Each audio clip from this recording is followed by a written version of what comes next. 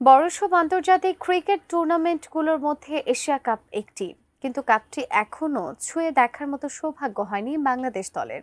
তিনবার এশিয়া কাপের ফাইনালে গিয়েও ফিরতে হয়েছে খালি হাতে, রানার্স আপ হয়ে। আর এবারের টুর্নামেন্টেও দলটি সুপার ফোরে গুটি গুটি পায়ে হাঁটছে ফাইনালের দিকেই। কিন্তু এবার কি এশিয়া কাপের স্বপ্ন পূরণ হবে বাংলাদেশের? বিস্তারিত শিহাব ইসলামের ডেস্ক রিপোর্টে।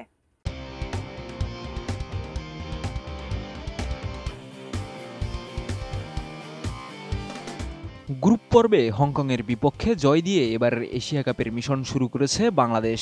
তবে শুরুটা ভালো হলেও দ্বিতীয় ম্যাচে লঙ্কানদের বিধ্বংসী ব্যাটিংয়ে নাকানি চোবানি খেয়ে 6 উইকেটে হেরে যায় টাইগাররা। এরপর আবারও ঘুরে দাঁড়ানোর চেষ্টায় আফগানিস্তানকে হারায় 8 রানে। পয়েন্ট টেবিলের সমীকরণে পৌঁছে যায় সুপার ফোরে। শুরু হয় ফাইনালের যাত্রা, আর সেই যাত্রায় লঙ্কানদের বধ করে এশিয়া কাপের ফাইনালের পথে এক ধাপ এগিয়েছে বাংলাদেশ।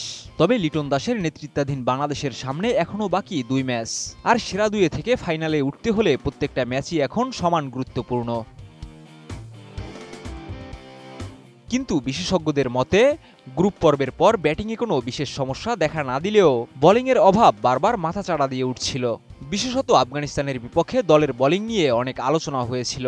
সেই ম্যাচে স্বীকৃত 4 বোলারের বাইরে শামীম হোসেন পাটোয়ারি ও সাইফ হোসেনকে বোলিং করতে হয়েছিল, আর তাদের খরুচে বোলিংয়ের কারণে ম্যাচ হারতে বসেছিল বাংলাদেশ।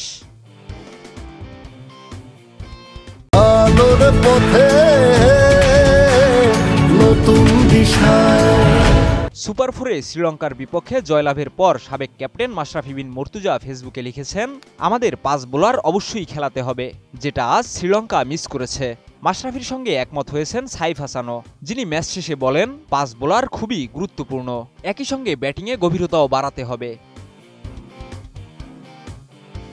গ্রুপ পর্ব এবং সুপার ফোরের প্রথম ম্যাচে টাইগারদের পারফরম্যান্স আশাব্যঞ্জক হলেও তাদের পরবর্তী 2টি ম্যাচ ভারত ও পাকিস্তানের বিপক্ষে, যারা ক্রিকেট অঙ্গনে বড় 2টি জায়ান্ট দল।